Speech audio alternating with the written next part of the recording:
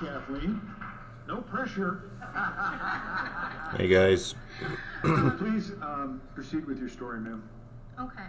Well, I was observing the different tables, and the supervisors didn't stop me at whatsoever. I walked up and down the aisles for all the 4 hours that I was there. After about the first hour, I noticed that there were a lot of ballots that were coming in that were being removed from envelopes that were faxed in. And the supervisor said those are military or absentee. But there were hundreds and hundreds and hundreds of them coming in. And I asked, well, what is the chain of command? How do we know for sure that these faxes are accurate and they're from the people who sent them? And I said, how do you verify a signature? If they've got the ballot and they have the envelope, why can't they just somehow get here in the envelope that they were originally given? And she told me that there was not an answer that she could give me. She didn't know the answer, that I would have to ask the other supervisor. So when the other supervisor came in, I asked her the same thing, and she told me the exact same answer, that she didn't know that all happened in the verification of signature section, and we weren't in that area. So I was walking through. Hey guys, I'm not on. I'm just putting this on just so that we can document it. That's pretty much all I'm doing right now. So if you guys want to stay, check it out. I just wanted to make sure that I got a copy of it. That's all. And he got the same answer. There was no clear answer for him either. The ballots, when they were processed, were then put into these blue containers that were supposed to go to the front of the room. They were then sealed and locked by the supervisor. When I left at 1 o'clock, there were still 6 sitting there with the supervisor out to lunch, and none of them were locked. Also, the ballots that were coming in that were faxes were called duplicates because they had to be manually entered. They didn't get secured at all. They went into a little basket on the side of the room, and then women from another area came in and got them and left with them. So I never saw what happened with those. But those same women were also coming in, and they were taking the postage boxes full of ballots and leaving with them as well. And they were going to a different area of the facility that I was not given access to, because the room that I was in I was basically told that's where all the processing went. But then I saw the ballots leaving, so when I left at 1 o'clock, I immediately sent an email to the chair of the Republican Party and said, I have some concerns about this. First of all, the chain of custody for the ballots that are faxed in, but also because there were things that I wasn't seeing behind the scenes. So. Thank you, ma'am. Mr. Giuliani, do you have any questions for this lady? Sure. Please proceed. So, Ms. Alvey, tell us the room that you were in. What was it, a tabulation room? It was a well, there was what would no you call machines. It was just a processing. There were workers at tables, and there was 2 different people from 2 different parties. And what they were doing was they were working as a team. They would pull the ballots out of the envelopes that were signed. They were putting the signature envelopes to the side, and those went back in the boxes. But then the ballots were laid out flat. If there was any questions about it, if it was ripped, or if it had a signature, or if there was any kind of default on it. Like, there was one gentleman who asked because it was done in marker, and the supervisor told him, oh, it's okay. There's no problems with using markers on this. And she said, just send it through. And so he just processed it regularly. Other than that, at the other end of the room, though, there were people who were not taking ballots out of envelopes. They were just counting ballots. There was a machine and a gentleman counting it with a machine, but then the people who were sitting at the tables, they actually had lists, and the lists needed to correspond with the ballots.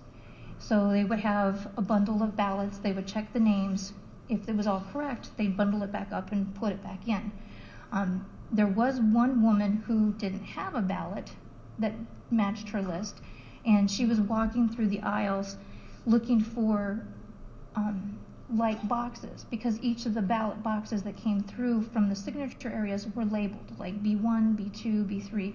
So she was looking for anyone who was tabulating or working with the boxes that had a B5 on it, because she had there was a misplaced ballot from that. And what day are we talking about? October 15th. October 15th. So this is early voting. Correct. Was that the only day you were there? That was the only day I was there. And what were you there? What were you told you were there for? I was told I was just there to observe, just watch, make sure that everything was on the up and up. When I first went in there, I did oversee a class for new poll workers that came in. Okay. So that I would kind of have an idea of what they were doing and how the process was done. I noticed, the nice thing that I noticed was there were no pens in the room. So I didn't see anyone using a pen on any ballots at that point. It was all like Sharpie or markers, colored markers, like highlighters. And there were red pens, but the red pens were for the duplicate ballots that came in. They were supposed to be numbered and isolated by precinct on a piece of paper. And then those went to, like I said, the basket that then left the room, and I don't know where they went after that. Where were the signatures being verified? There was a room to the east of where we were at, behind closed doors, and that was a different section. Did you get to observe that? No, ma'am. Oh, no, sir. How many Republican observers were there? Well, the room was divided half and half of all different parties. So there were, at one table, there was a Republican and a Democrat. There was a Republican and an independent. I saw a Democrat and a Green Party. I mean, each table had two different people, two different political These were tables affiliations. after the envelope had already been examined. Then all the, well, in a different room, right? right, that was done in a different So room. who was observing that? Do you know? I don't know. I did give a list to Thomas Lane of all the people who were supposed to be observing through the whole election time. So you don't know if there was observation of the signature verification. I do not. And then after the signature verification, the ballots were brought into your room. Correct. There was large trays of ballots that were brought And in. in your room, they were being counted. There were some being counted off to the right of the room, and then in the area, well, I was able to go into both because I was able to wander. And what else were they doing with them other than counting? Well, they were counting, and then they were removing it from the envelopes. They were being removed from. They hadn't been removed from the envelopes already? No. Okay. Most of them were cut open though, so all they had to do was reach in and pull out the insides. And then you complained about this. Well, I complained not necessarily about this. I complained about the chain of command or the chain of custody that all of these faxes, because there were so many, and I questioned that because I wasn't sure. I mean, because I could be in Michigan and I could fax something to Pima County and it could be rerouted anywhere through any fax. And how do I know that it didn't come from Afghanistan? Right. So that was my concern. So, and I was told by the chairman of the Republican Party that a lot of people come away with frustrations like this because there are no good answers unless you're there watching and you know exactly where the faxes are coming from. How many ballots were processed during this? How long were you there? How many hours? I was there for 4 hours. How many ballots do you think were processed while you were there that you didn't get to observe?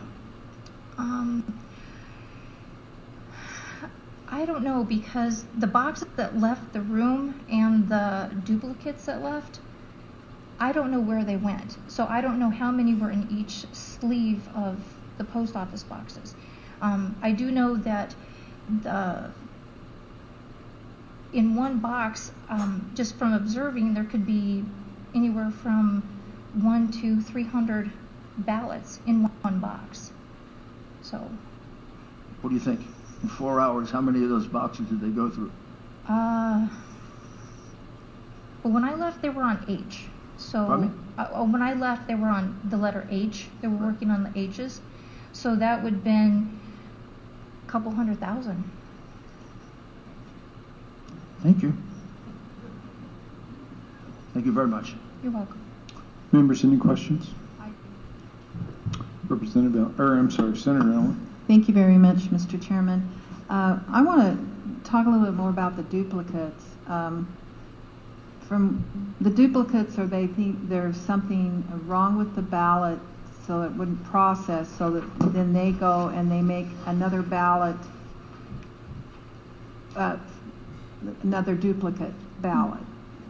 In that process, and you said though that there were a lot of those duplicates? Yes, thousands of them. Thousands of them? Yes, there were. At one point, that's all that they were processing were the faxed ones. Well, the faxed ones were saying they were from the military, and then they would go and make a duplicate of that to run through the thing. But here's what my concern is, that who then observes the person making the duplicate, because they're going and marking another ballot, probably. Is that what they're doing, or do they go and punch it into the machine? How do they make the next duplicate ballot? That's what I'd like to know. And is there two observers watching that to be sure that it is done correctly according to the original ballot and who they wanted to vote for?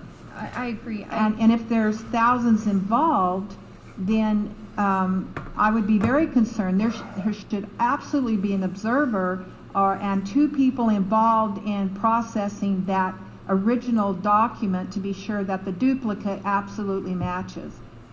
And we've heard some of that today, and so that's my concern. And you just have no idea then how they process that. No, like I said, all the duplicates were put into a basket, and then someone came and cleared that basket every half an hour or so. What I missed, guys, what I missed. But they were cleared out into a different room that I wasn't given access to. So I don't know how that was done. I do know that when I first came in, the supervisor showed me the little cubicle that was behind a cubicle, and she said that this is where the duplicates were manually entered in by a person. And that's when I questioned her about, are there two people here at the time? And she said, well, because this is only the 15th, we don't have to worry about that right now, because ballots don't get entered in until after the 20th. So. Okay. Well, thank you very much, and thank you, Mr. Chairman. I wish we had somebody from the election department that could help explain some of these questions that we have. Thank you. Thank you very much, ma'am. We appreciate your time. I know that you have been here for a number of hours waiting patiently, but I hope it was worth it. Yes. Thank you. It was for us. Thank you.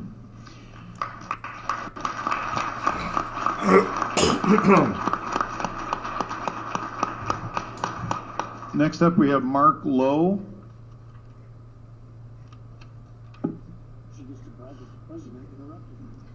Yes, indeed. And then after Mark Lowe, Linda Brickman.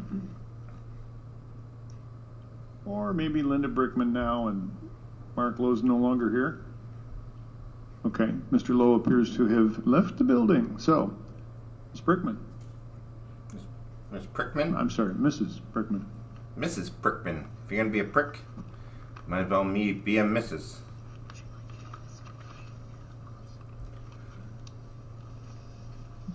Please give your name and let us know what you know.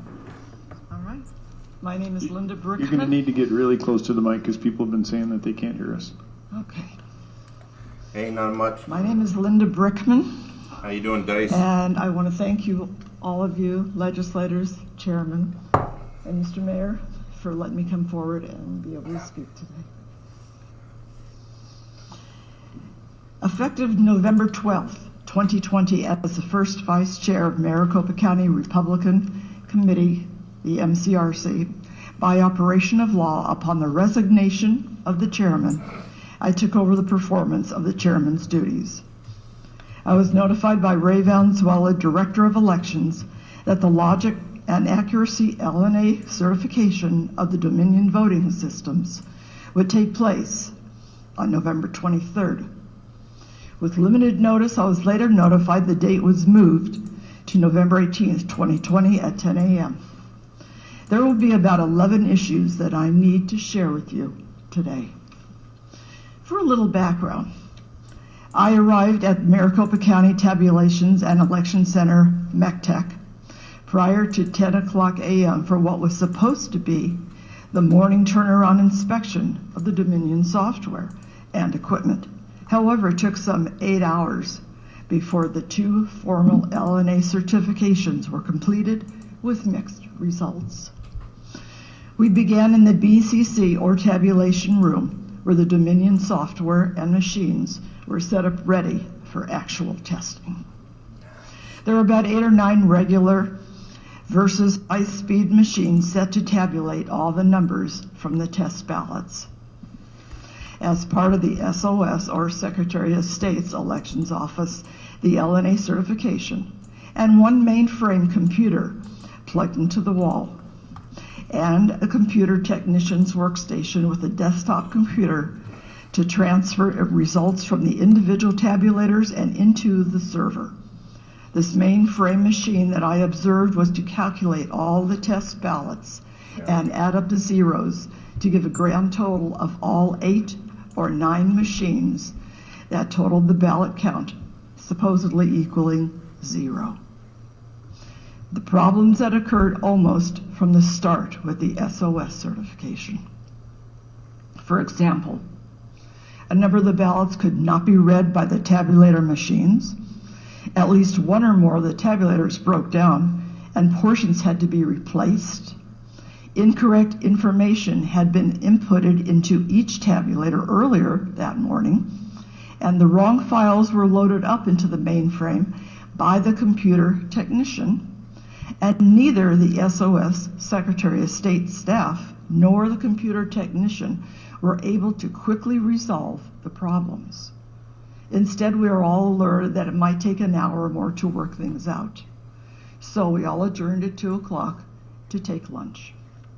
At approximately 2 p.m., I asked if the problems were resolved and what had happened. Instead, I was informed that the machines were not calculating correctly, and all the machines had to be shut down during the lunch break, and reset, and they were going to start on a brand new test. About an hour plus later, the ballots were run into the tabulators, and printouts of the results in the form of a cashier's tape were received by me and others. Then the memory sticks from each tabulator were removed and handed to the computer technician for loading into the server, along with other relevant files, as we were told. Printouts were then generated by the Dominion server, and county chairs from the 3 county political parties, as well as other observers, began comparing the individual voting totals tabulated for accuracy. Once completed, the county chairs were asked to fill out and sign the certification for the SOS LNA. Wow. As per Ray Valenzuela, the Director of Elections, and other observers, they were asked to sign if they insisted, but only as an observer capacity and not in an official capacity. Then it came time for us to sign the certification. Based on the issues described above with the SOS LNA test and my familiarity with reports from other state Secretary of States, for example, Texas, and other information that I had and that I turned over to the BOS, which is the Board of Supervisors, I went ahead and signed and denied certification, writing on the form, quote, "Certification denied, Linda Brickman, MC, Maricopa County Chairman," unquote. We then began the second LNA test, but this one was conducted by Maricopa County election staff and on separate Dominion voting tabulation machines. This was a similar process with results going to the server, and reports were then again printed out. But for whatever problems or irregularities that surfaced during the first SOS test, they did not manifest this time. And for the same reasons noted above, I denied certification, writing on the Maricopa County form, quote, "Certification denied, Linda Brickman, MC, Maricopa County Chairman," unquote. I also have copies of all the ballots counted, with copies available upon request later. Again, my reasons, as noted, were above my first-hand observations of the flaws and irregularities in the SOS LNA tabulating and calculating of the Dominion software, the unexplained turning off of the computer system and doing a reset versus a correction, and the over 5 hours for the SOS test and results review, plus my lack of faith in the second LNA test. We could see the machines, but we could not see or observe the software behind the machine to confirm what had really gone on. As a veteran county elections worker who actually worked the election both during the August primary and the general from 10/19/20 She's ready for the to riots. They should have put her right at the 11/11/20, front line with her working on hat down. signature verification room, Would have been better than duplication those room, umbrellas. adjudication room, ABC room, and the hand count audit. Let me share at least 6 irregularities that I personally observed. Number 1, signature verification standards were constantly being lowered by supervisors in order to move more quickly and process the higher amount of early and mail-in ballots from Hey, Vila, how approximately you doing? 15 points of similarities where you see Please, the guys, share this rounded out, share this L out. or a straight line, a number of different similarities that we were told there may be an hour process of training prior to all this beginning. From the 15 points of similarities reduced to a minimum of 3, lowered to 1, and ultimately none. Just pass each signature verification through, we were told. Too many rejections have already been turned in and reviewed. We need to move more quickly. This is not the way an election should be run. Where is the integrity? 2, alleged signatures and challenged signatures on envelopes where the signature was completely different from the person and the name as a listed voter. These were let through and approved by supervisors. she's dressed So up a the little ones who bit, signed but- the envelopes were not the actual So voter. be it. But these were allowed to go through with Maricopa County verified, stamped on the outside of each affidavit envelope. 3, challenged runs or batches of envelopes for signatures, verification observed by me to be the exact same handwriting on the affidavit envelopes. And these were on various ballots. I saved what was the ballot number, and I believe I've turned it in. If not, I do have that information, where there were at least 30 ballots that I saw at one time that were all signed by the same handwriting, but on different voters' names.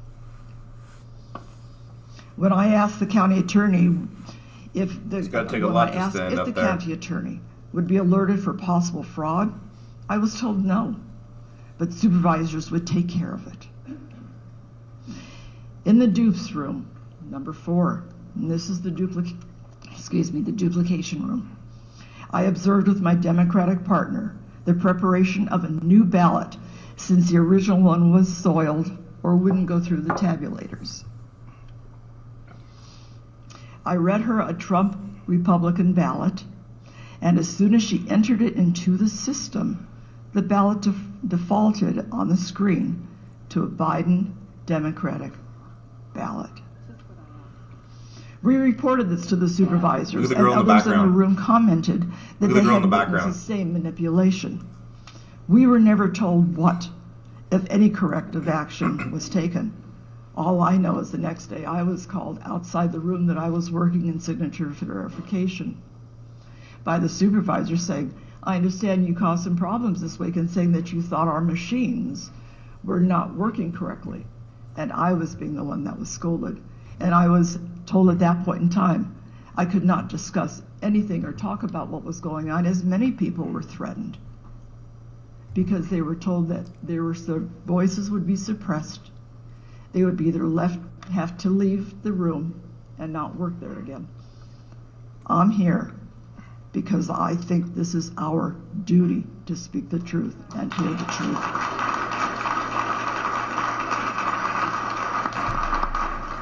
Number 5, election office observers. When it became apparent that more and more early and mail-in ballots need to be processed, I mentioned that the current role of the number of observers per party was not adequate. 1 per party unless all parties agreed to more.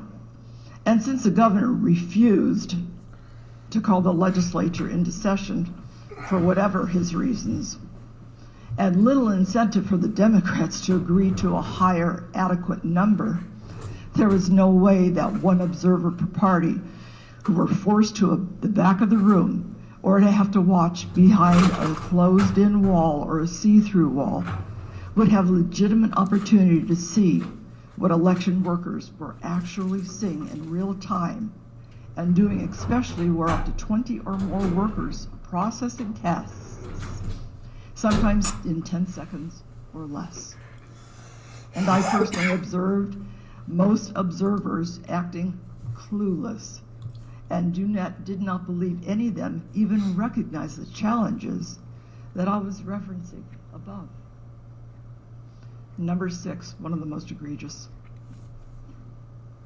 In both the duplication and adjudication rooms, which I worked, I observed the problem of Trump votes with voters checking the bubble for a vote for Trump, but also writing in the name Donald Trump under the write-in candidate and checking the bubble next to his handwritten name again as a duplicated vote. And this would continue on as an overvote, which means no vote was counted at all, despite the policy having been changed to allow these overvotes.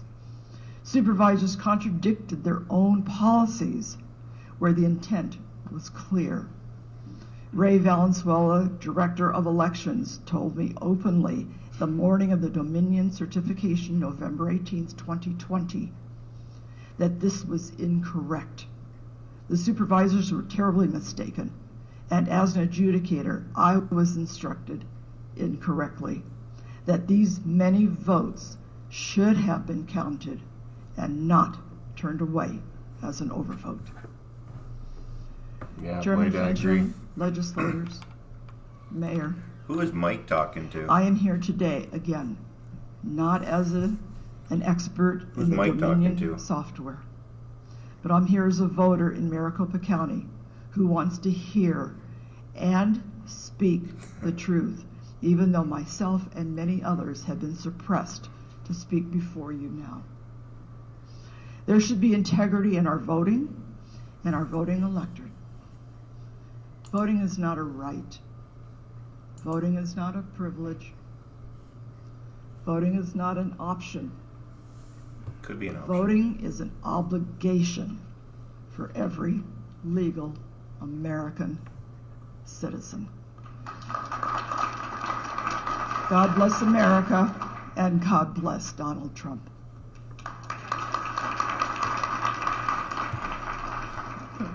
Thank you, Ms. Brickman. Just one point of clarification. You mentioned Ray Valenzuela. Yes, sir. Is this the same Ray Valenzuela that stood before the Maricopa County Board of Supervisors and told them that no dead people voted? I'm sorry That no dead people voted? I cannot answer to that, sir. I don't know. All right. Actually, we need to have another witness for that I don't believe is here. Mr. Giuliani, do you have any questions for Mrs. Brickman? Mrs. Brickman, I would like to ask you this as the head of the party in Maricopa.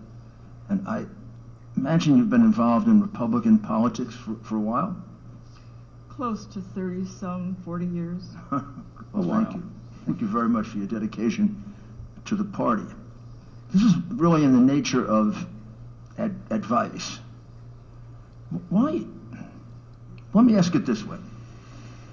I have this feeling that if I were representing a Democrat president, and this was a Democrat governor and Democrat legislature, and I called up with a third of these allegations, we would have had a special session. They would have canceled out the vote, and they would have designated the electors for Hillary Clinton, Bill Clinton, or some other scoundrel like that, without much fuss. Now, I understand we're not them, and I don't want us to be them. That's why I'm a Republican. We're not crooks. They're crooks. He's brutal, eh? But we also don't have to be suckers. We don't have to allow them to intimidate us, allow them to con us, allow them to make fools out of us, allow them to shove down our throat a vote that we know is false. Explain to me how your governor certified that vote today. Fortunately, I can't be What's in wrong those with him? You want me to say on the What's mic wrong with him? what I think what's wrong with him? Yeah, what's wrong with him? I don't know. I have an open mind. I've got an open mind to what's wrong with him. No neutral observer could possibly have signed that. Certainly not a Republican. I mean, he has 200 of his citizens testifying that it's a fraud. The number of votes that they cheated on, I just keep counting. Put your them. link That's in the We're chat. over- I'll check well, it out right we're now. Well over 100,000. We have acts of fraud that are astounding in America in this day and age. And he hired a voting machine company that's a disgrace. Someone should figure out, what kind of competence you have in your state government that you hire a voting machine company that specializes in fraud and uses Venezuelan and Chinese parts and sends our vote out of the country. And I'd like to know from the governor, did he know that? I think he did. Did he know that our vote was being sent out of the country? Exactly why was our vote being sent out of the country? And if he didn't know it, he got a real serious problem. And if he did know it, he has an even more serious problem. But tell me what's wrong with him. Why can't he just give us an honest, he wouldn't even meet with me. He doesn't want to hear these things. It's like, don't show me the facts. Please. Don't show me the 30 or 40 or 50 of my citizens who swear under oath that this happened. So, can you give me any explanation I can bring back to the president? I think he was, in my personal opinion, I think he was bought and paid for, along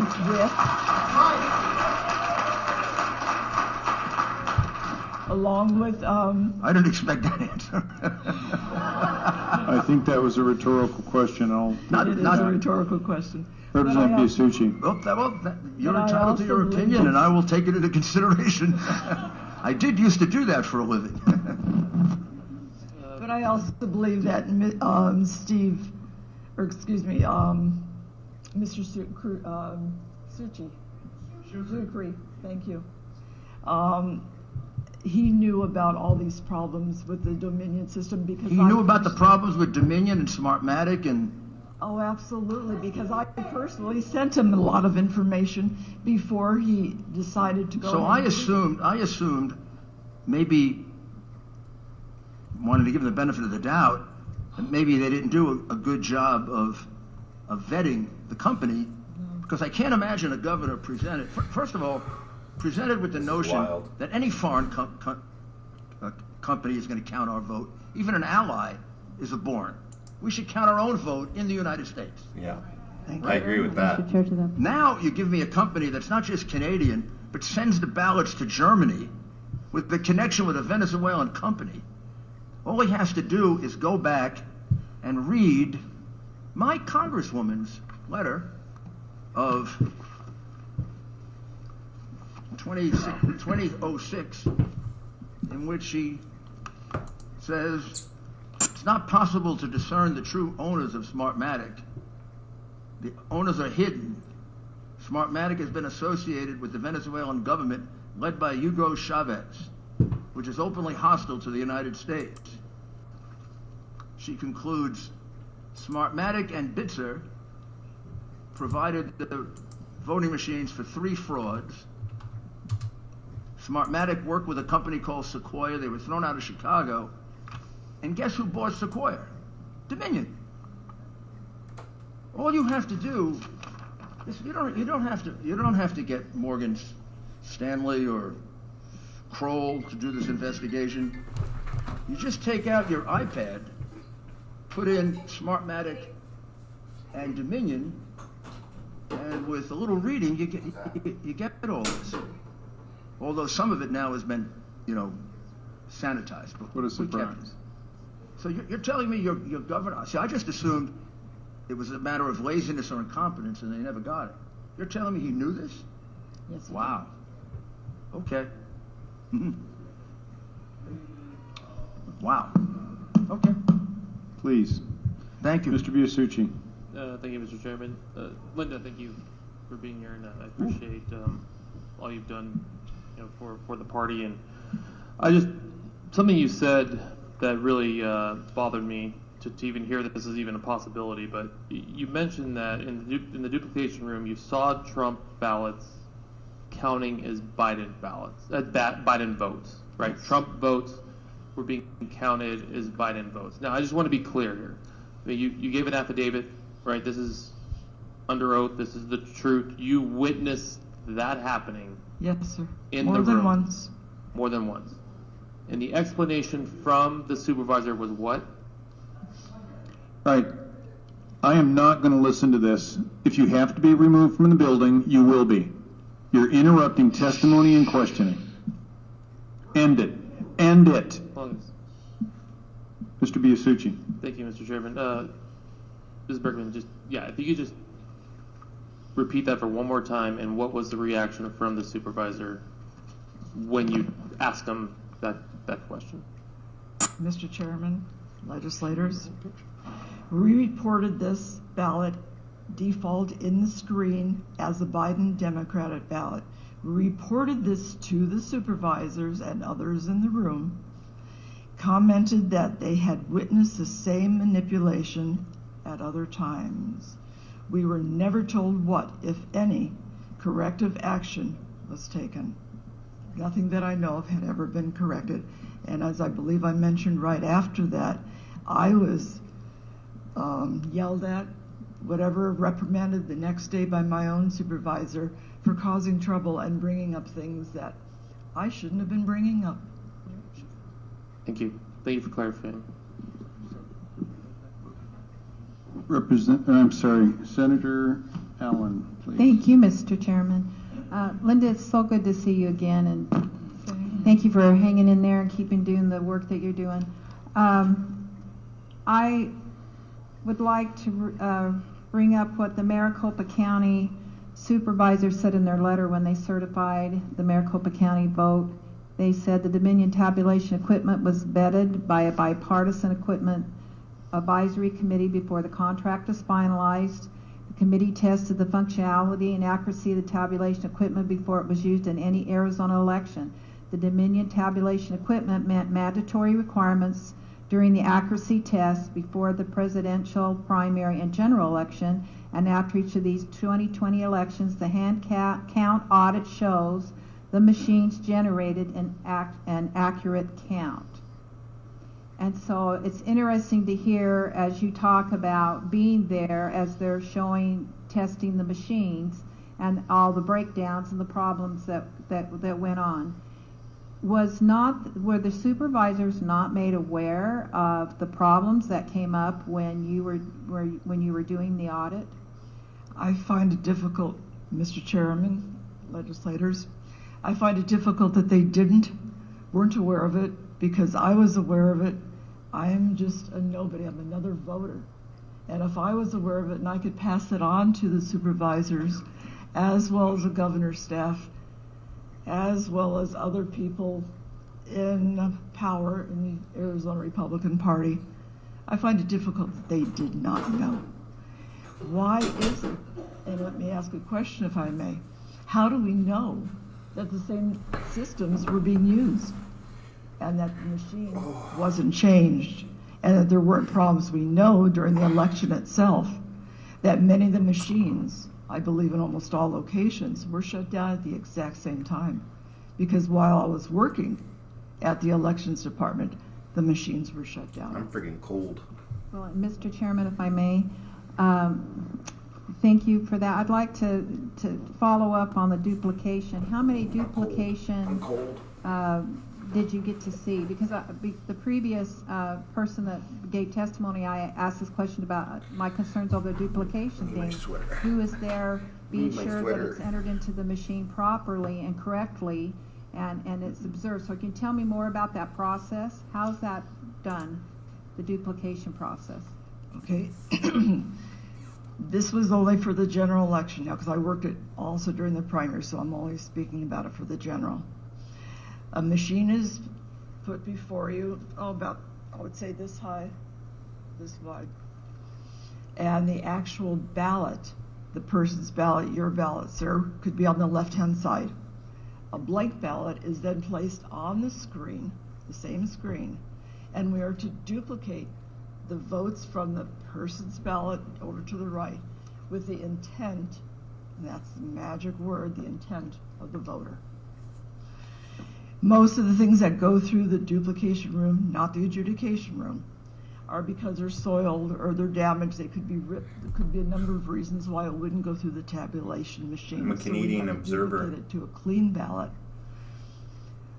My Democratic partner, whom I worked with for quite a while, I worked in there for a good 4 days, probably 8 to 10 hours a day.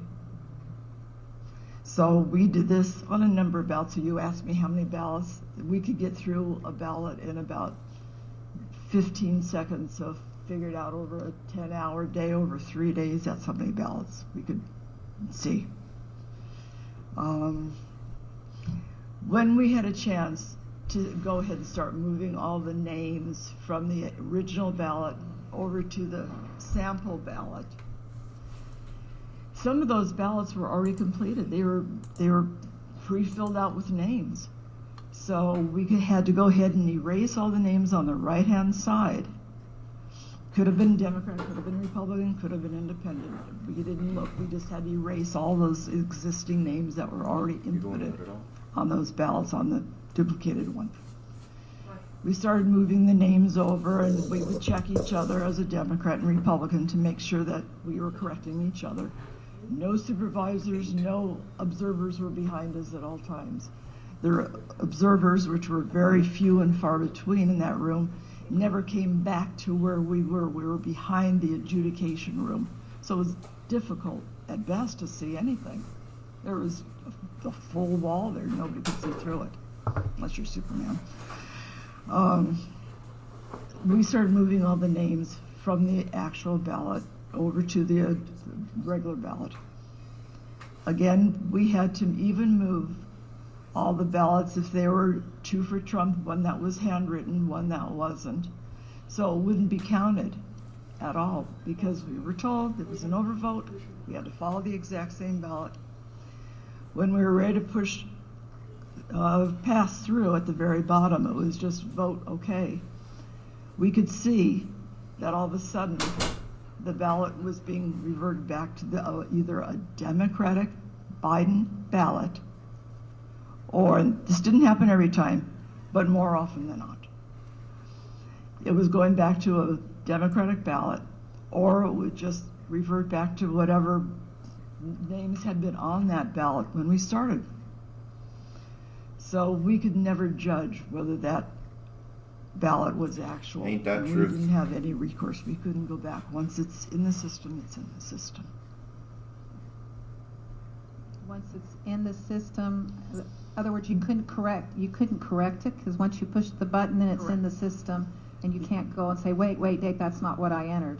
No, not once it's already through. No, the only other time that we would have an option to be able to see that ballot is at the very end of the day when we would, and each team would get a whole list of how many ballots they had looked at. We would, if there were any problems with it, we would check on that mimeograph form to see if it was correct or not correct, or if a certain judge was put in or not put in, if, whatever that voter intended. If it still seemed to be a problem where my partner and I didn't agree with the way it came across, we could go to our supervisor, who gentleman's name was Bruce, either Bruce or John. we would go to one of Hey them guys, if you can do and me a ask favor, them, if would you can please hit that check the thumbs up button, it'd machine be really appreciated. or check your records to see if these were correct? And we had a number of times that we had to go back in and they said, yeah, this is the vote that was put in. And it was sometimes correct and sometimes not. Thank you. But we couldn't change it at that point. Mrs. Berkman, I have a question for you, and it's been alleged, and I don't know if, I know that you have had something to do with the whole machine certification and all that. It's been alleged that there were certain machines that were swapped out on the day of the election that were actually not certified. Can you confirm that or dispute that? I cannot say anything to that. I don't know, sir. All right, thank you very much. Mr. Giuliani, do you have any more questions? Sure, just a few, because I'm struck by the fact that we're kind of ending where we began. We still have Colonel more witnesses. Colson, Phil here testified at the very beginning about Dominion, and now Ms. Brickman is telling us pretty much the same things. I didn't realize that you know quite a bit about Dominion. I'm learning very quickly. And is it correct that it has an association with Smartmatic? Yes. And Smartmatic is a Venezuelan Yes. company that was started by CHAZ in 2003, 2004 for the purpose of fixing elections. Yes, sir. And then Smartmatic worked with a company called Sequoia. I'm trying to simplify this.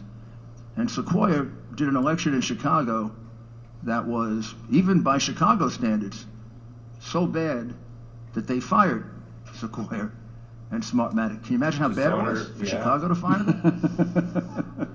And then there was a congressional hearing. My biz, It's how in you the doing? record, in the congressional record, from which I read you Carolyn Maloney's letter. All you have to do is read her letter, and it tells you that the company has Venezuelan origins and was invented for the purpose of fixing elections. And then, because you couldn't use the name Sequoia or Smartmatic anymore, Dominion acquired Sequoia, which had all the Smartmatic software and had all the Smartmatic sneaky games and algorithms in it, which also involved Chinese technology. Yeah. Even our government And they here started already recognizes Biden. using it under the name Dominion, but would never disclose the history. But you would think that any Jay Weber, prudent I hear governor, secretary of state, or commissioner of elections I hear you. would do the kind of research that you do when you give out a multi-million-dollar contract. I mean, I ran a city, and when I gave out multi-million-dollar contracts, the company was scrubbed very, very carefully. And if this had ever happened to me when I was the mayor, everybody who did it would be fired immediately and investigated. I wouldn't want my city having its votes counted by a Canadian company, much less a company involved with Venezuela. So Wow. you are corroborating the facts that our expert witness He wouldn't gave at the even let very a beginning of the Canadian hearing. company I do really it. appreciate very, very much your contribution. And also because Dominion has created this problem all over our country. It's not just here in Arizona. You shouldn't feel alone. Our country was victimized by these people in a very, Dice, very that's true. horrid and disgusting way. That is true, Dice. Thank you. Representative Townsend. Thank you, Mr. Chair, and thank you, Linda. I have a couple quick questions for you. First one is, do you think what we're doing here today is useful or a waste of time? Mr. Chairman, legislators, I think it's very definitely something that we needed to be done. We need to go ahead and take this to you as the legislators, whether we have the governor behind us or not. He's never been behind us and never will be. This is something that you, in your right minds as American citizens, as voters in Arizona, need to do for us. And I thank you. Thank you for saying that. And I believe that, yeah, go ahead. I believe that this is not in vain. Some have Queen called it Loyal, a how you dog and doing? pony show. I think that it's showing the public what we're dealing with, and I hope it shows our leaders that we need to look into this further. Are you familiar with the DEFCON conferences that the Maricopa County Recorder has sent staff and himself to on taxpayer money? Are you aware of that? No, I'm not. I'm sorry. Well, let me read you the results of the 2 years ago.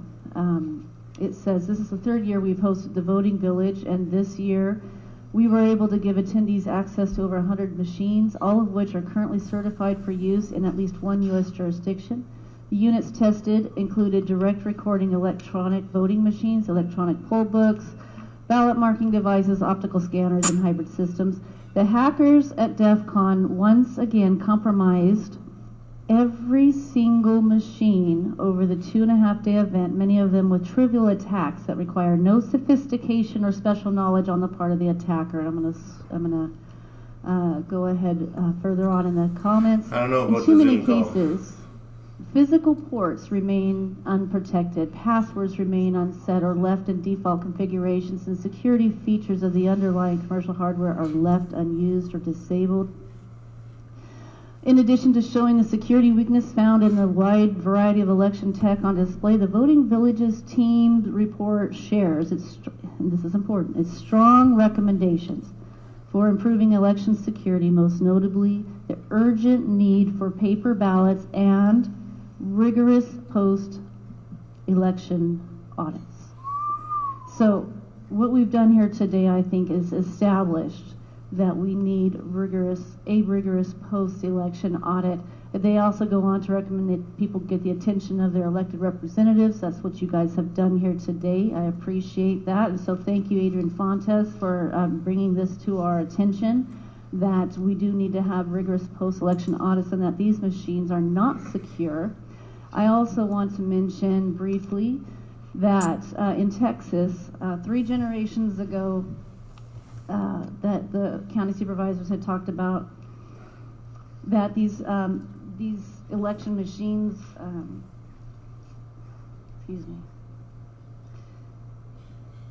they rejected it, and we haven't done anything this time to make sure that that rejection was corrected. How do you feel about that? I think they should all be rejected in every one of the 6 swing states. Obviously Arizona, which how it's happened, I'll say it again. I think it was bought and paid for by a few people at the top, and that's why it was not taken care of, but this needs to be done in every single state, not just the 6 swing states. Thank you, Mrs. Berkman.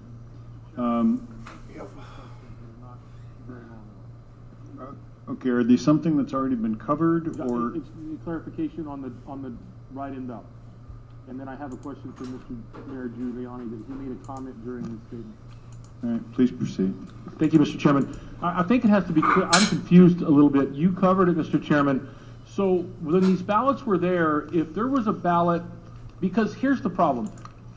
Republicans won the state of Arizona except for the 2 big offices. All the supervisors were voted in. Fontes lost. I mean, Republicans, the legislature maintained control. So that all happened. But what you mentioned was that if a check mark was for President Trump and then a write-in candidate, even if it said Trump, that ballot wasn't counted? That's correct. Okay, that's what I think needs to be clear. Thank you very much. And Mr. Chairman, Mayor, did I hear you correctly that says, and you haven't said it at all today, did you ask to meet with our governor, Doug Ducey, and he declined to meet with you? Yes, sir. I texted him yesterday, the day before yesterday. I explained to him I was coming here. I explained why, and he never responded. He did not even respond, sir? I explained to him I'm the president's lawyer, and I'd like to have the courtesy of meeting with you. Mr. Chairman, Mayor, you were mayor of one of, if not the largest city on the East Coast as a Republican, and which has more people in that city than this state.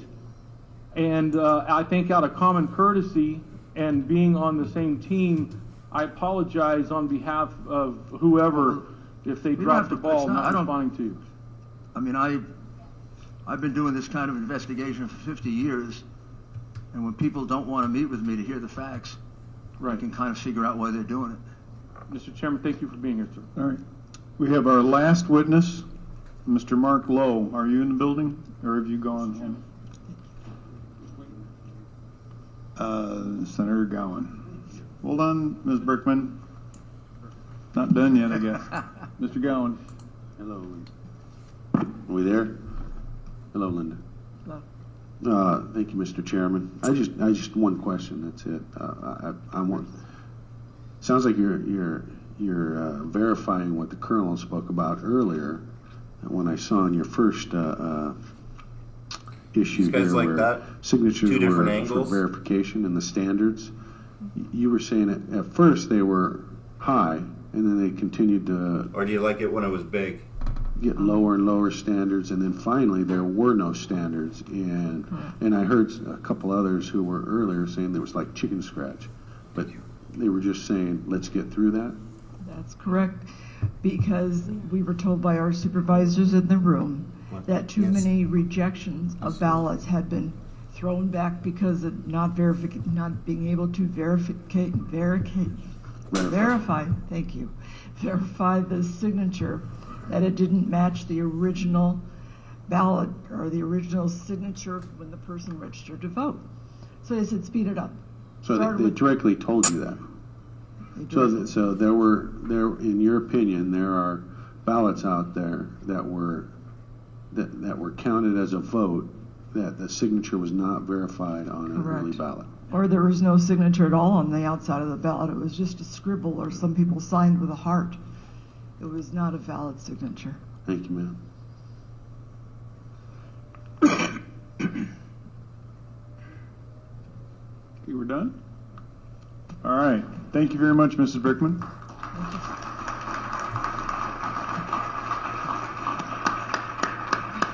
All right, we have one more witness, and that is Mark Lowe.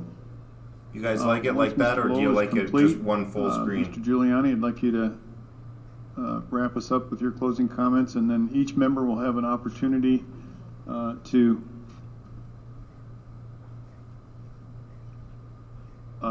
I guess I'm overruled. There are 4 more people on the list that are still here. Oh, all right. I had called names and nobody stepped forward, so okay. Mr. Lowe, please give your name and what you do, and we're happy to take your testimony. Distinguished legislators, my name is Mark Lowe. I'm a Maricopa County resident for 30 years, a Southern California refugee. I'm here in the capacity of steadfast, concerned citizen. I volunteered to do 3 days of observation, 2 at the Maricopa County Recorder's Tabulation Center, Sunday, October 25th. I just wasn't sure if it was too small for November whoever's 1. on a phone or whatever, so I just put them up side by side. On the 25th of October, I observed no ballot tabulation happening. There was simply adjudication. Approximately 12% of the vote of 100,000 votes a day needed to be adjudicated to determine the value or the voter's intent. So I watched that and got a good cook's tour of the entire operation. Everybody seemed to be cooperating with doing their job and being very open and transparent. Yeah, that's why I was when asking. I approached the gentleman who was running the Dominion machinery and computer software, and I don't have his last name, I have his first name. I'm trying to get his last name, because I had indicated that I was concerned that using a computer such as that a 14-year-old could hack into the system and change the votes at any point in time. And he kind of laughed and chuckled and kind of just shrugged off my concerns. And I told him that I had just watched a month earlier a Tom Cruise Mission Impossible, where Tom Cruise crawled through the ventilation system and went into a room very much like what the equipment is in, and he was able to get in and get the information and get out. And at that point he really laughed. He did point to all the wiring that was hanging from the ceiling in baskets, and so that there was nothing plugged to the internet or into walls. Everything was coming from the master sealed up room. And I said, well, in the end, a 14-year-old could get in and hack it. At least that's the world I live in, because I watched the 1969 original Mission Impossible. So a lot's happened since then. The following Sunday, I actually left about 2:30 in the afternoon. I was scheduled to work until 4:30, but I felt that I had better things to do given what I had seen. There was no tabulation going on. So I came back there bright and early for morning shift on 11/1, and I showed up, and the operators were there. Same gentleman that was running the operation. I'll leave him nameless. He's named in my affidavit. And I was able to say good morning to him and said, yeah, I said, I guess nothing's happening with the 14-year-old yet, and kind of made light of it. Sat down, and then a gentleman came to join me because I was by myself as a Republican observer on the 25th, but on 11/1, Greg, who testified earlier before your panel, who's very, very knowledgeable about software and internet technology, he and I spoke for a few minutes before the process started, and I was able to explain to him how I engaged Bruce the week before, and felt really I just wasn't able to get the information from Bruce or acknowledge what was going on with the process of counting the votes or collecting the votes because I didn't have the knowledge.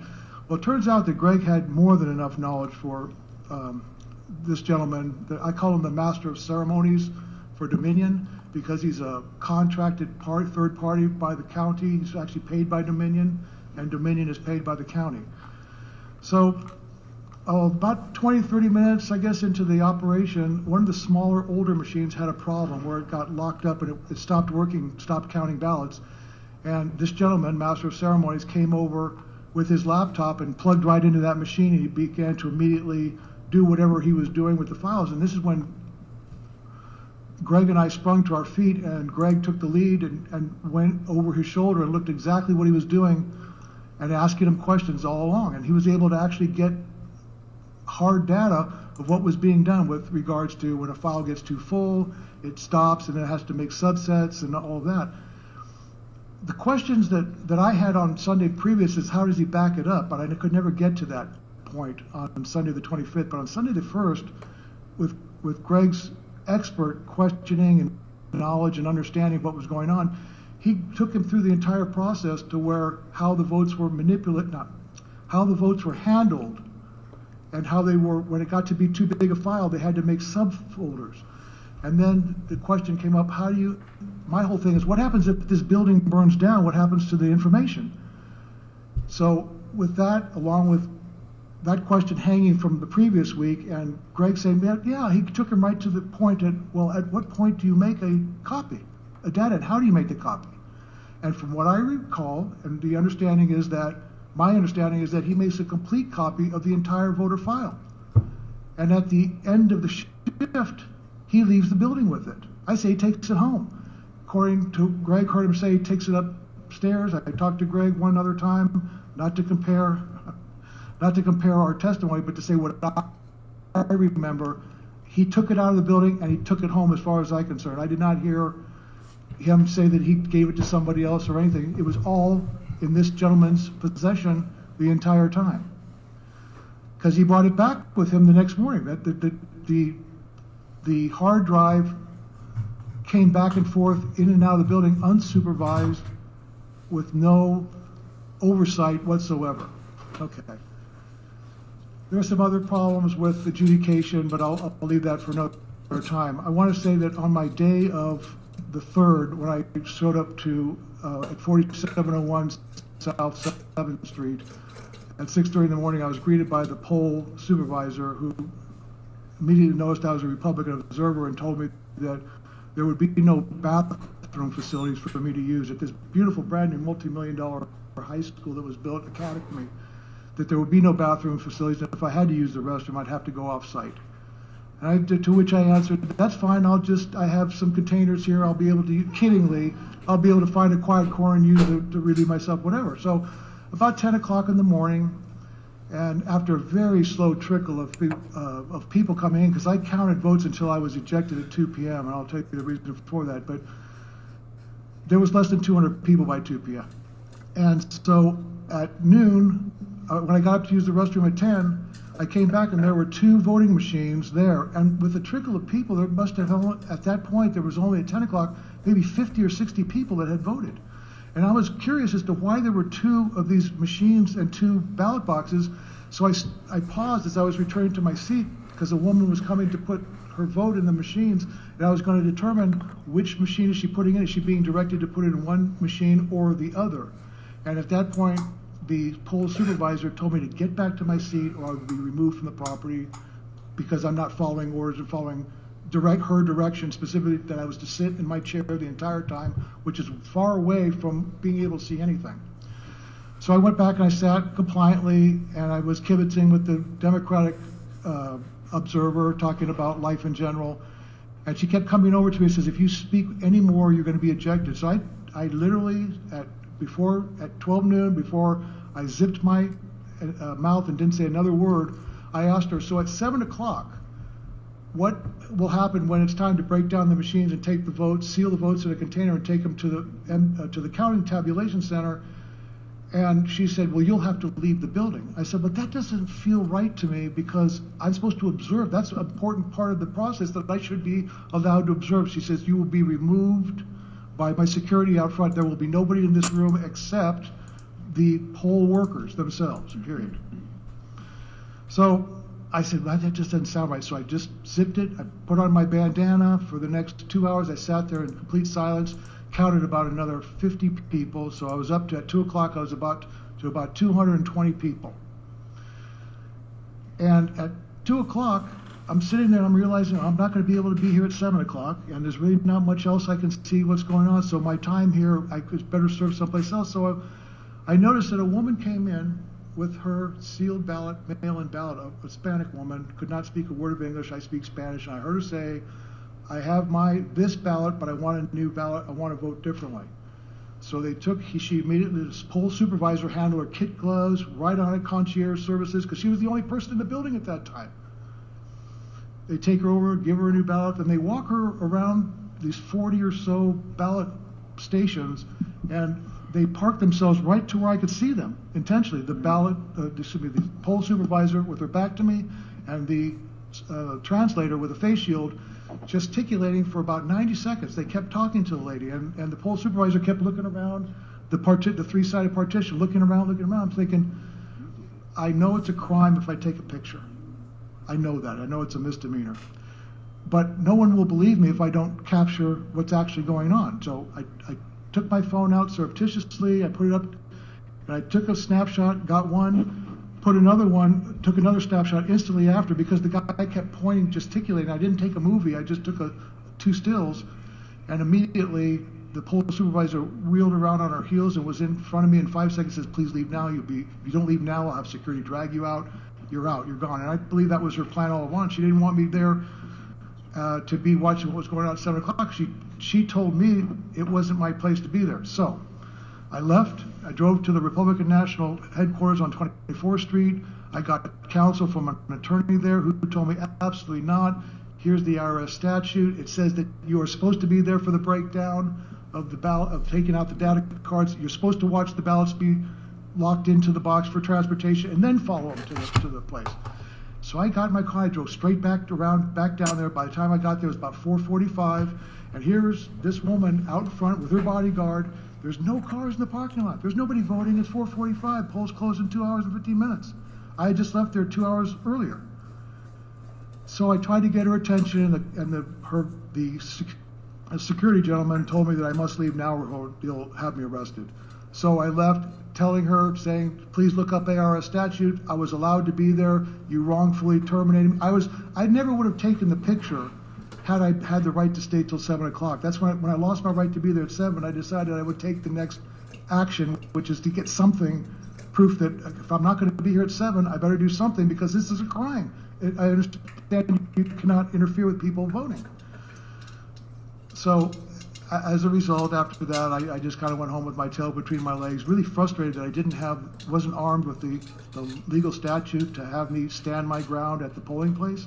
And the fact that this woman from 6:30 in the morning telling me I couldn't relieve myself, I'd have to leave the property, and to stay in my chair, don't walk around. And I understand I had the ability to stand by those ballot machines and just watch people drop them, not to talk to anybody, but to simply watch them drop the ballots in and find out at the end of the night, well, were Republican votes in one box and Democrat votes in the other? I don't know. So that was that day. So then I got a call saying they needed a little more help at the tabulation center, and I got a shift to go Thursday evening at 2:30 till 10.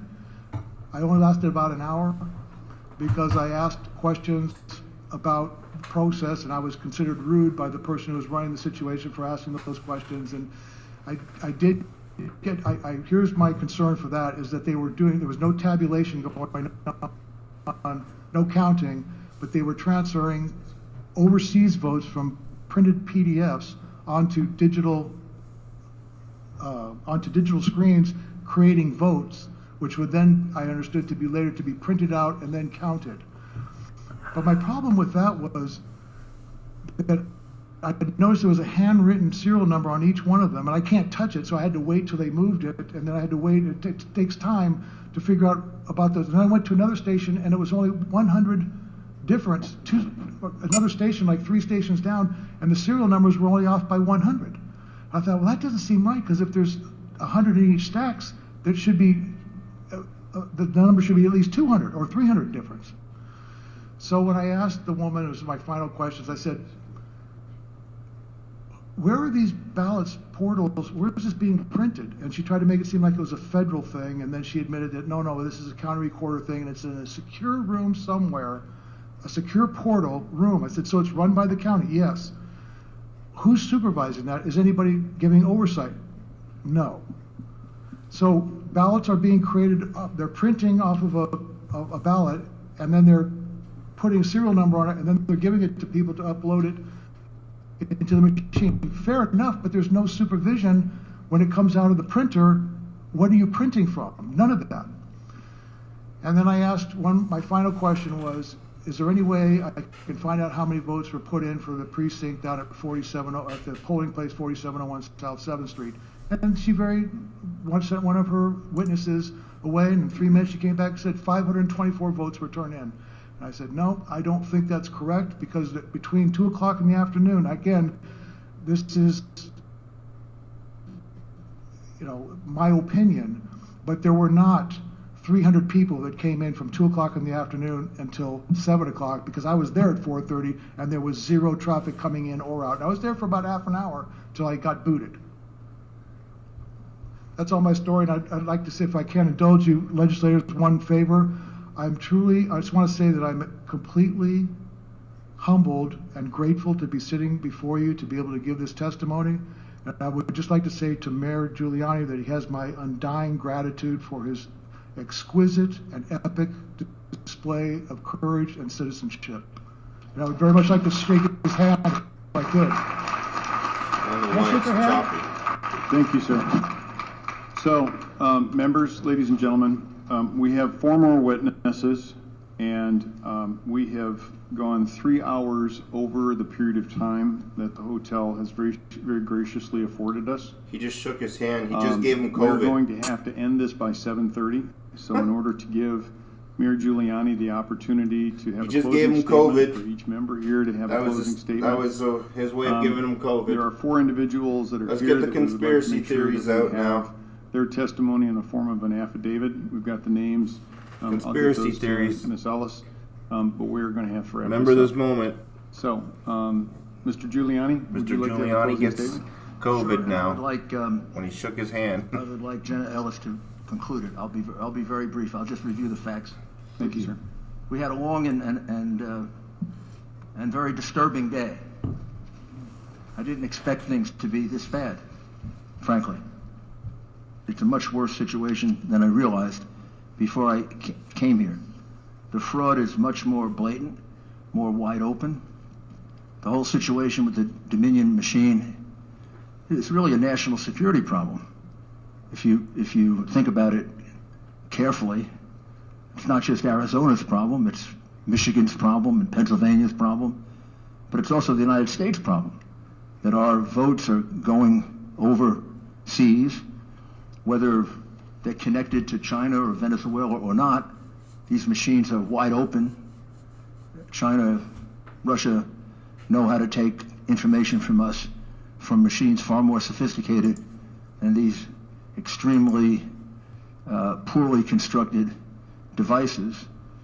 And I remember 4 years ago we were really upset about the bogus charge of Russian collusion involving some emails that all turned out to be share true. Out the stream. Get it they out. weren't Get properly as many people obtained. as you can. Share it out. But the information in them turned out to be true, which people failed to realize.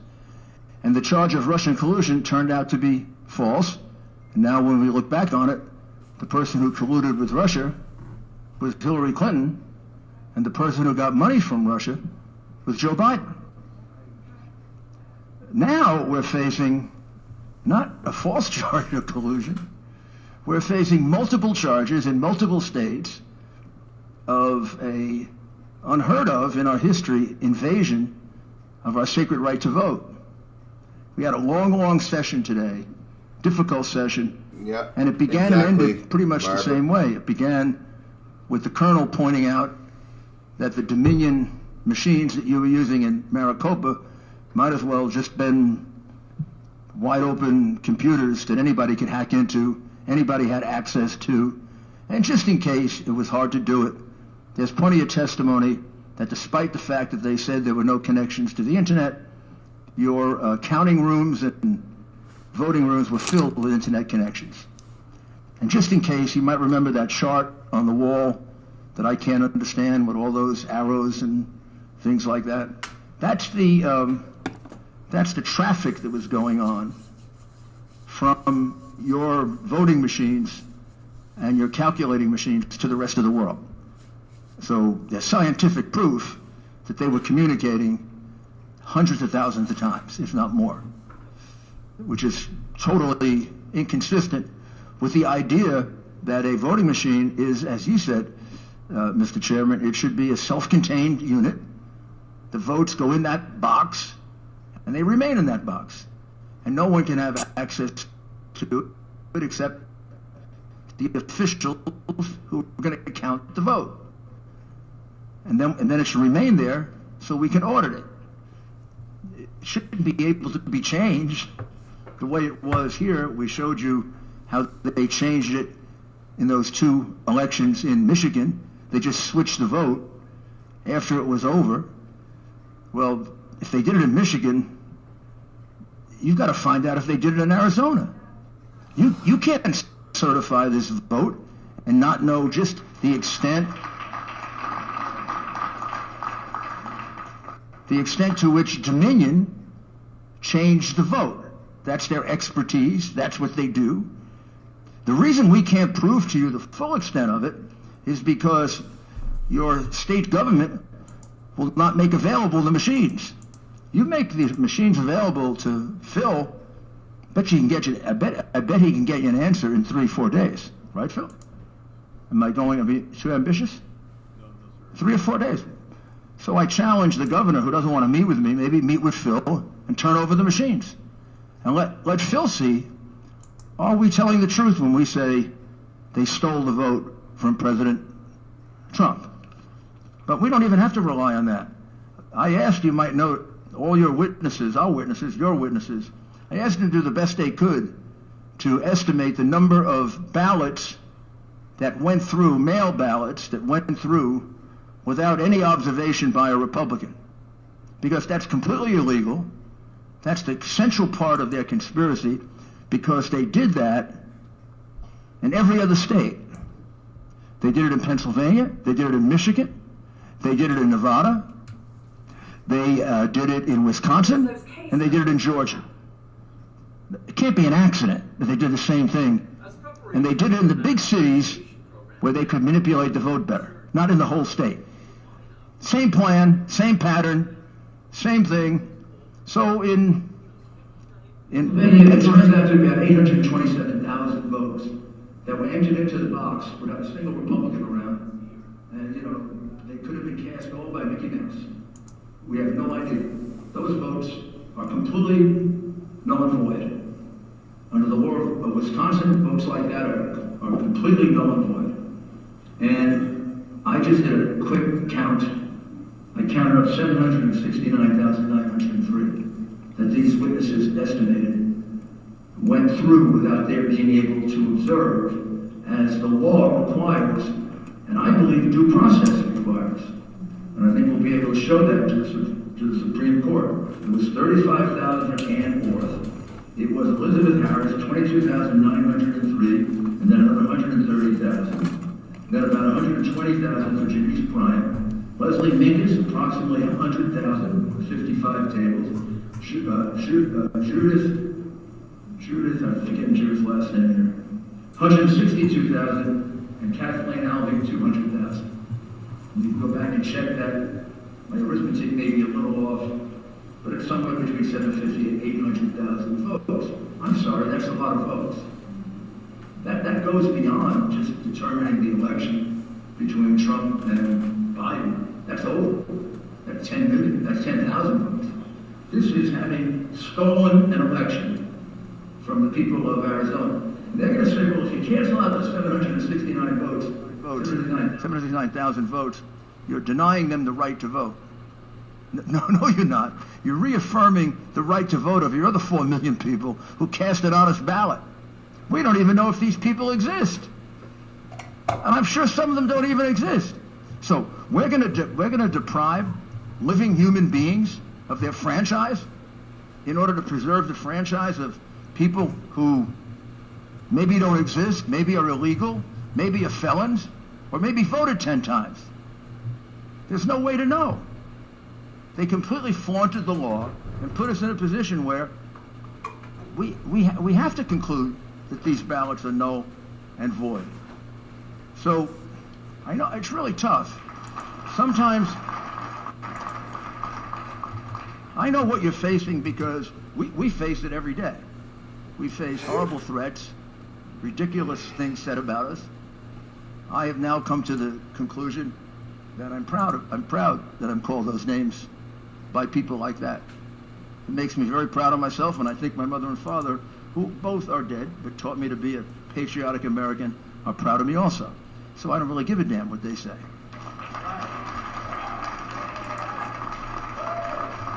But I know you're like that too. I know you're all like that too, or you wouldn't be here. But you got a lot of colleagues that are not. And they're not necessarily bad people. They're people who want to make a living. They're people who don't want their families harassed. They're people that want the opportunity to just, get by every day and do something good. You got to convince them that this thing that we have, liberty and freedom and the right to vote and freedom of religion and freedom of speech, it's under attack all the time. From the beginning of our republic until now, it's under attack. Sometimes foreign enemies, sometimes domestic enemies, sometimes a combination of both. And it's impossible to tell who gets called upon to make sacrifices. You think of all the young men and women we've lost overseas. They were called upon to make a sacrifice, and other young men and women weren't. Well, right now, you're being called upon to make a sacrifice. The members of this legislature. The Constitution of the United States put the finger on you. Our founding fathers put the finger on you. You're our salvation. Article 2, Section 1, Clause 2 of the Constitution puts the finger of responsibility in preserving our right to vote on the legislature of Arizona. Not your governor, thank goodness. Not your Secretary of State, even more thank goodness. But it puts it on you. And for those who are afraid, look, I've dealt with human beings that I had to convince to testify against the Sicilian Mafia. I had to get them to testify against the 5 families. Had to get them to testify against Joe Bonanno in Tucson, Arizona. Yes, sir, you where did. the nuns actually threw me out of the hospital because he built the hospital. And I've sat there with men crying, and worse than that, because they felt they were going to die doing it. But they found the courage to do it, and after they did it, they felt so much better about themselves.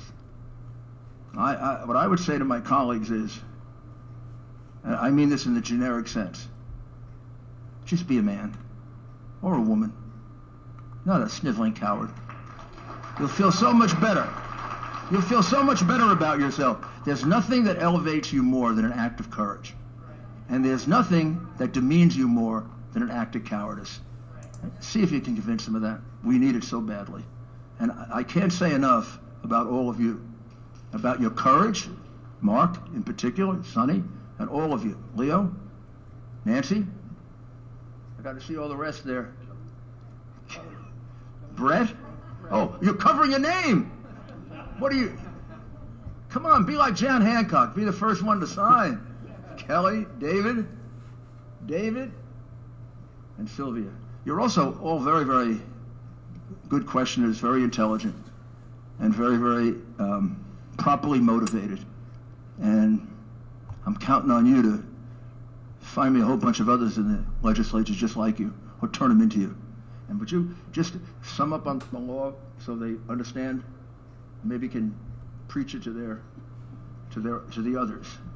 Thank you, Mr. Mayor. And it's very difficult to follow that, but I will also likewise encourage this legislature that the facts have been explained today. You have witnesses, you have the evidence, you had the claim, but now you have the proof. And with that, the law is on your side. The remedy is on your side, and it's in your hands. And so when you have attorneys, you have other fellow members, you have anyone else in the fake news media, whoever it is, telling you that you cannot act or that you should sit idly by and simply allow the certification to go through, that is absolutely false. And when our founding fathers, who themselves had an incredible act of moral courage that lasted for years, when they wrote the Declaration of Independence, they all unanimously signed it, pledging their lives, their fortunes, and their sacred honor. And that has been the pledge of every American who has understood that they provided the mandate in the Constitution to protect and preserve liberty and freedom and the greatest country on the face of the earth that we experience as the United States of America today. And the reason that they provided the mechanism in Article 2, Section 1.2 is to give you, the state legislatures here in Arizona, and we would call on Pennsylvania, Wisconsin, Georgia, Michigan, and Nevada, and possibly others, to recognize that you are the sole guardian to combat a corrupted election. And there was a purpose and a design for that. Because when the founders understood the separation of powers, when they understood that the human heart is corrupt, and they understood that there would always be attacks upon our liberty and freedom, they wanted to make sure that the will of the people in the selection of our president, our chief magistrate, would be vested in a body that is separate from that corruption and could look honestly at what happened and be fact finders. You have been fact finders here today. And the mayor and I have both practiced criminal law, me a little bit less than he has, just a few years behind him. And we have a standard in criminal law called beyond reasonable doubt. And every jury that I've spoken to, as both a prosecutor and then a criminal defense attorney, we have the definition of reasonable doubt. And it's a doubt that's not vague, imaginary, or speculative, but a doubt that causes a reasonable person to hesitate to act in matters of importance themselves. Why is your governor and your secretary of state not hesitating to act? There is more than a reasonable doubt here on the certification of this election. There is so much evidence that we've been denied the opportunity to present in court that you've only heard a fraction of it today. And you don't have to have a stand beyond a reasonable doubt in order to reclaim your Article 2, Section 1.2 authority. The Constitution does not provide a standard of law. It simply empowers you to act. And I would encourage and argue and charge you that this was given expressly to you for the sole purpose of making sure that the people that you represent here in the great state of Arizona are not disenfranchised by corruption. The law is on your side, and also it's in accord with federal law. In the explanation and the packet that we gave to you earlier on the brief explanation of the law, it also is in accord with federal law. Section 2 of Title 8 provides that when any state has held an election for the purpose of choosing electors and has failed to make a choice on the day prescribed by law, the electors may be appointed on a subsequent day in such manner as the legislature of such state may direct. You have not had an election that was held in the manner that you prescribed through the General Assembly. Every person that has testified today, whether it's a fact witness or an expert witness, has given you a reasonable and rational basis to declare and find as a matter of fact that your law has been ignored and intentionally disregarded. You can make that finding, and you should make that finding, and you should, according to not only federal law, but the U.S. Constitution, which is our supreme law of the land, and make that finding that you are reclaiming your delegates and that you will then certify them and choose them, appoint them in the manner that you as the state legislature designates. That is your authority. And don't let anyone tell you differently, because that is our United States Constitution that was specifically provided by our founders. This is not a political question. Of course, we love our president. We are here on his behalf. But we are also here as American citizens. And I can tell you directly from my conversations with the president, and of course the mayor can as well, that he cares not just about this election, but about every future election. We have to preserve and protect election integrity, and it is up to the courage, as the mayor said, of every man and woman in the state legislatures that see this corruption to act. You have the ability and the authority to act. It's just a matter of having courage. This is not a political question. It's a legal one, and it's an American one. Thank you. Thank you, Jenna. Good. This is good. All right, members, if you would, let's start with our closing comments. Try to keep it to just a couple of minutes, and then when we get done, I'll set the expectation for what our work product will be going forward. Representative Cook, could you kick us off? Thank you, Mr. Chairman.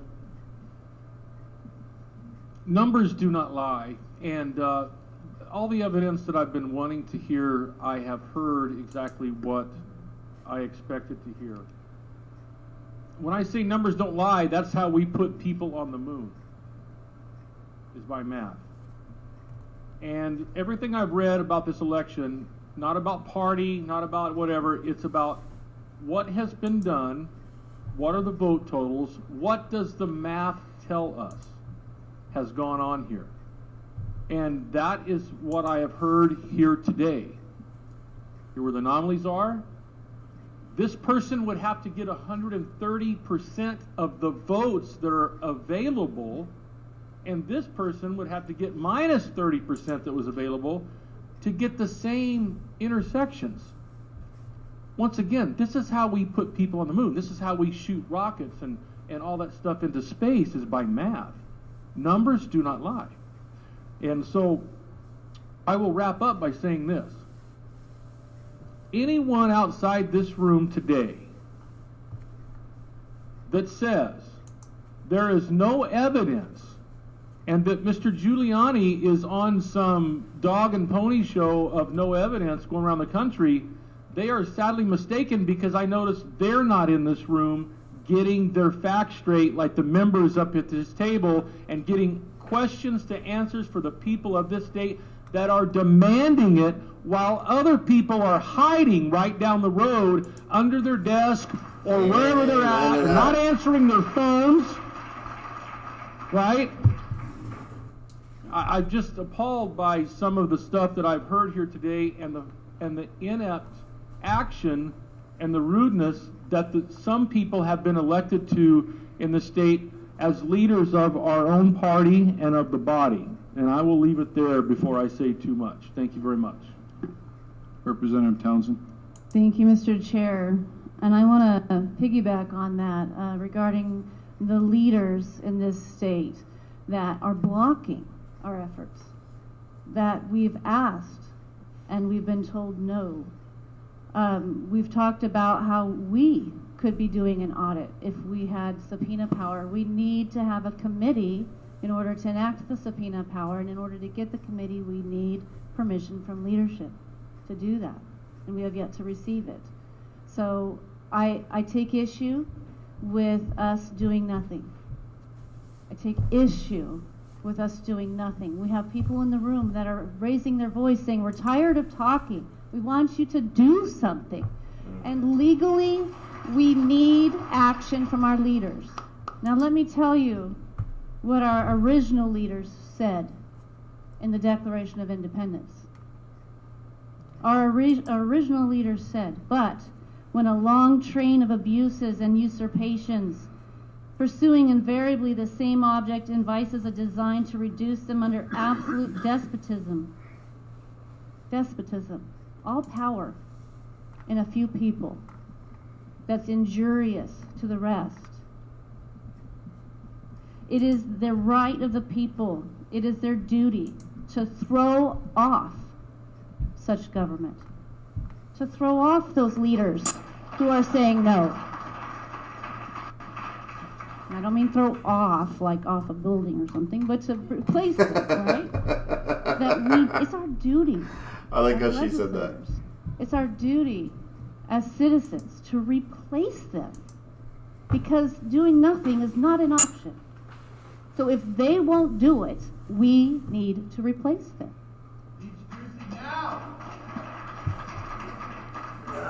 Now, we've heard a lot of things today. We just briefly skimmed over the fact that we have depositions of people saying that there's ballots flown into this state and others. We haven't talked a lot about that because that's still under investigation. But I want a federal investigation on that. I don't want that just shoved under the rug. Whether it's true or not true, we need to investigate it. We've heard that there's information warfare. Does that mean we're at war? We've heard about weighted voting and chain of custody and servers in Germany. You know, we are at a crossroads, Arizona. We are at a crossroads, America. We have two choices. We've taken an oath. It's one thing to take an oath. Anyone can take an oath. It's another thing to honor it. Who in Arizona is honoring their oath? We have people here, legislators in the audience, prior, current, future. Will you raise your hands, please? Legislators in the audience, thank you for being here. There's many of us that stand together in this issue and will not tolerate nonfeasance. You either believe in national integrity or you're okay with anything goes if it's a means to an end. And I do want to remind those who fall into the second camp, they may have done that this time, but they created a system in Maricopa County, the fourth largest county in this country, who now has a Republican county recorder. Are they okay with this loose system being used in the next election? Or do they want it cleaned up for themselves the next time around? It goes both ways. It's not Republican, it's not a Democrat, it's integrity and confidence in the voting system, which we have none. It has completely collapsed. And you have a choice to either love power, your power, or to love people. And I choose to love the people in this room, in this state, in this country, and around the world, frankly, who benefit from this country. And I'll close by saying, I had a buddy in the Navy years and years ago, I won't say what year, but I'll age myself, but his mother's had a stroke in the last few days, and she's in hospice expected to pass away. And here she is, if you can see her.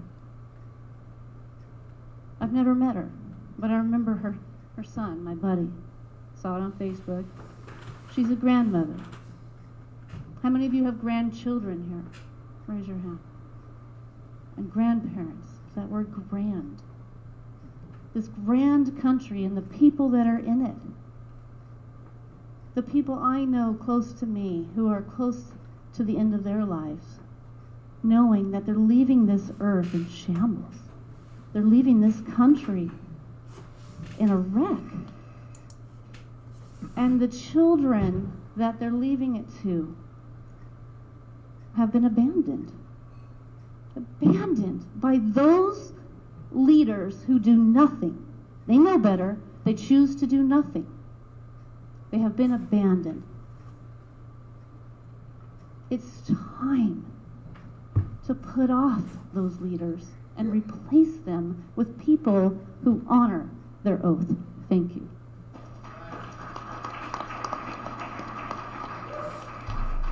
Mr. Roberts? Thank you, Mr. Chairman.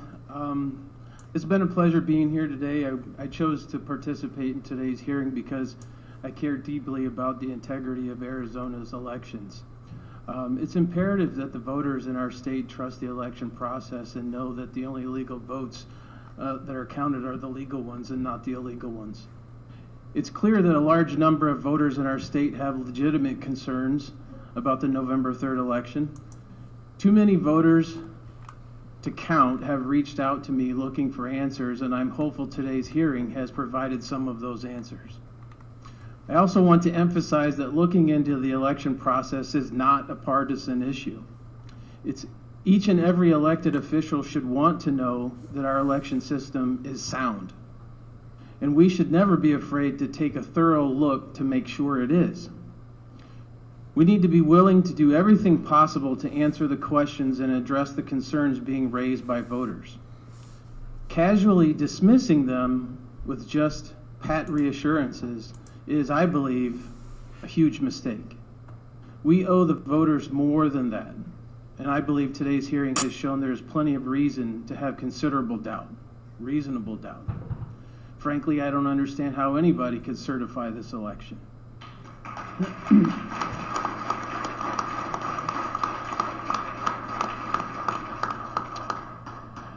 I also find it ironic this happens periodically. Venezuela has been brought up many times in today's conversation. I've been with a Venezolana for 13 years, my wife, and her mother now lives here. I attended my wife's citizenship ceremony. Her mother got her green card, and she lives here now. And I can tell you firsthand from being involved in family members that are from Venezuela what that country is going through at this point. And I can assure you that our Constitution is under attack when it comes to this election. We have to do everything that we possibly can to make sure that this election is done right, that we defend the election process. It's the foundation of our country, how we elect our leaders. It's so important. We have to do everything we possibly can, and I believe there is a path to do what we need to do. However, we have some hurdles, as my colleague just stated. We have to operate within the law. And in order for us to get the session that we need, for the very same reason that we're sitting in this room today, we have to get past those hurdles. We have to get those individuals that slow-walked, that ignored the request to have this at the Capitol, to have this in a fashion that we would have subpoena power. We have to get past those hurdles. That's where we're going to need each and every person's help out there to make sure they understand that we have to be on the right side of this issue, and that's another major reason why I'm here today. I refuse to end up being on the wrong side. Hey guys, I have my other stream that's coming up. I don't know if this is going to be going on any further, but... Representative Bartow? Thank you, Mr. Chairman. Thank you for arranging for the hearing. I really appreciate you doing that. And I really want to express my gratitude for Mayor Giuliani. Your passion for our president is an example to us all for freedom. Thank you for heading up the fight. I want to also thank so many of the citizens of this state that knew that all of this was going on. I'm not sure if this is so actively. I'm not sure how long this is going to continue going on for. To get to the bottom. Sorry, I'm just moving the microphone over here. To hear the evidence. Yeah, I'm not sure how long this is going to go on for, but I got another 5 minutes or so before the other stream starts, so. That these things were happening. And this hearing exceeded expectations in laying it all out by witnesses, firsthand testimony. I'll probably just continue it experts onto the other fields. stream though. Thank you, Colonel. And others who so wonderfully expressed what you've been experiencing and the trouble you've gone to, the hours and hours of expertise you put into analyzing data so that we can, with our layman experience, understand what's been going on. It's been eye-opening, to say the least, and I just encourage. I'm grateful that we did. For the ones that are here, I'm just going to jump over to this stream right here. In about 5 minutes, we're going to jump over to that stream. No longer just anecdotal. Like to see you guys over there. We have affidavits who have. Yeah, I do have 2 channels. My other one got you know, I served as a district chairman in the restricted DFP for several years. But I have this one. Alongside a lot of you in this room. And I never heard of volunteers at a polling place, at an election, experiencing what these people have, what many of you have. So please, guys, we'll be jumping over to this stream in about 5 minutes. Not being able to observe what you're supposed to be observing, getting shut down when you ask a question. These are not normal activities. So the question we have, and so the problem we have to overcome is our tendency to be too nice about. Yeah, the other channels watch what Wayne. Yes, that's my main channel. But we've been kicked off for about 2 weeks from the other channel, so we're streaming on this channel. Biggest hurdle, in my opinion, because despite all of this, and Kenny, how you doing? Next steps, I believe there will be. Kenny. Next steps that we will take to get to the bottom of it, to do more investigations based on what was revealed here today. But we will have a lot of backlash because people just want to get on with their lives and accept the election results. And we can't do that because we don't have the evidence to do that. The evidence points in the other direction. It would be wrong.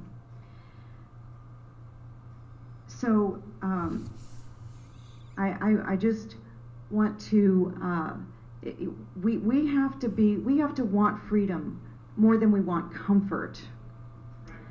And that's uncomfortable for a lot of us in our society because, you know, we're the ones that always want to capitulate. We want to get along to go along to get along. But this is not a time for that.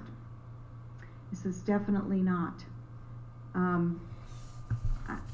don't want to ramble like I have been already, but I just thank you again for the opportunity.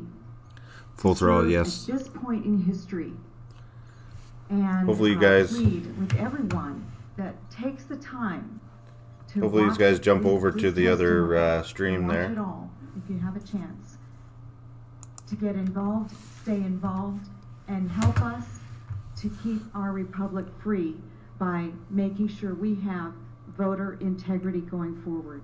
We have to address these We look things forward now. to Thank watching you. every night. We live in New York, not the city, South Central. God bless. Representative Biasucci.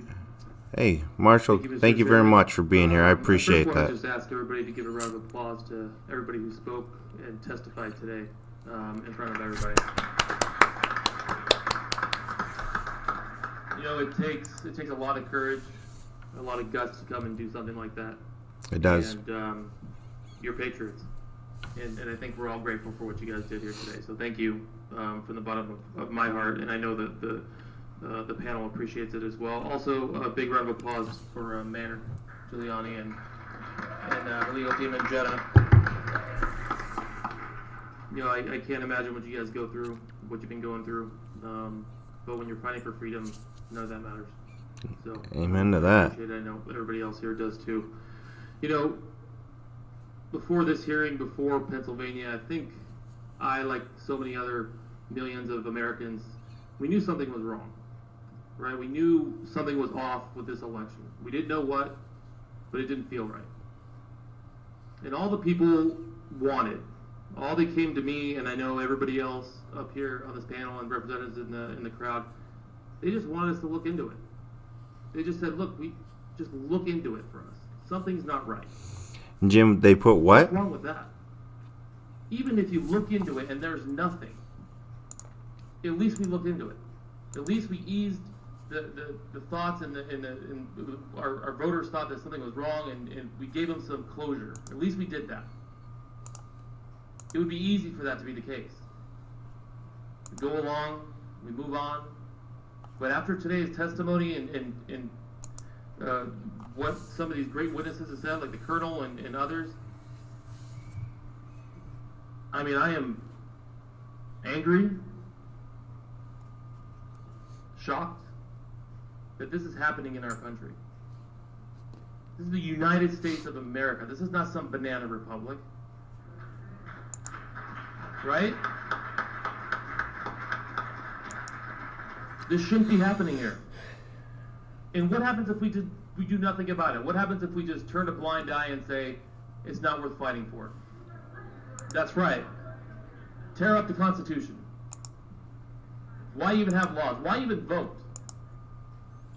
It's our duty to fight back. It's our duty to expose the corruption. And I'm telling you right now, I promise you this, and I know everybody up here on this panel, representatives in this crowd, and all of you, we're gonna fight. We're gonna fight. Because I will not let this country go down. I will not lose the freedoms and the liberties that we've all been fighting for since day one. Amen. And I thank you all for standing up and being patriots. Thank you. Senator Allen. Thank you, Mr. Chairman. Ladies and gentlemen, it has been absolutely a wonderful experience to be here. I mean, I am so thrilled that we've been able to hear this testimony, to be able to get it out there in a public forum, and I too thank everybody that's been involved. All right, guys. For the mayor coming and for all those who participated. You know, when I turned 21... Here's the link. I'm going to close this stream down. I'm going to shoot over to the other stream. I didn't register to vote. I couldn't wait to vote. When I was born red, white, and blue. I tell you, I come from a family that has the love of freedom in our DNA. And my parents were raised in the Depression and World War II, and that's what I was raised on, as stories about those experiences. And oh, really? I didn't see the... about anti-communist. They taught their children, there's 11 in my family. All right, we're going to go into the other stream and we'll talk about that, Mike. And about our Constitution and about just waiting to see if she's finishing. It is to stand up and fight for these liberties. I'm an avid reader, and I have read all about, I know history. I know what's happened in Russia and the Soviet Union and the Cultural Revolution in China and Castro in Cuba and the Nazi Germany. And never in my life did I think that we would face what we're facing today in this country. You know, yes, this is about President Trump's presidency, but it's even more important than that. This is about, because it's about saving this country, because this is a nation of the people, by the people, and for the people. And if you destroy the electoral system to where our votes now mean nothing because we've got thugs in charge and thinking they can rip the vote away from us, we have destroyed this republic. We are no longer a republic. We are truly on the path of becoming a total socialist, communist, Marxist, all the isms that take away every aspect of our lives and every personal and individual freedom of our lives and control us. We are becoming part of that, and that's been the battle that we have been fighting so hard that I've tried to fight in my political career. And so it is so important that we continue down, not stopping until we expose. That is definitely a Star Trek caller. You know, all through this elections, was involved in so many prayer circles and so many people that were praying. I believe so strongly that this country is for moral and virtuous people, and that's the only way we'll save it. That's the only way we can save it. And it is not moral, and it's not virtuous. Hey Bridget, how you doing? I'm going to be shooting over to the other stream, guys. So same channel, just switching over to another stream, and then we're going to have a discussion about what's going on here.